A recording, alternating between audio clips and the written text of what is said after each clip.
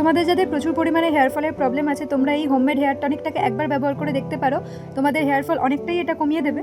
আর এটা বানানোও খুব সহজ, তো কিছুই না, প্রথমে আমি একটু জল গরম করতে দিয়েছি, এরপর আমি এতে অ্যাড করে দিচ্ছি রোজমেরি লিভস, এরপর আমি এক এক করে অ্যাড করে দিচ্ছি কিছুটা মেথি দানা, দুটো লবঙ্গ এবং কিছুটা পরিমাণে কালো জিরে। এবার সব কিছুর সাথে জলটাকে আমি বেশ কিছুক্ষণ একটু ফুটতে দেবো। জলটা বেশ কিছুক্ষণ ফুটিয়ে নেওয়ার পর জলটার রঙটা একদমই চেঞ্জ হয়ে যাবে এবং তখনই বুঝতে হবে যে আমাদের হেয়ার টনিকটা একদমই রেডি। তো এভাবেই আমি জলটাকে রেখে দেবো পুরোপুরি ঠান্ডা হয়ে যাওয়া পর্যন্ত এবং তারপর ছেঁকে আমি একটা পরিষ্কার স্প্রে বোতলে এটাকে ভরে নিয়েছি। তো এবার এটাকে কিভাবে ইউজ করতে হবে সেটাও আমি তোমাদেরকে বলে দিচ্ছি।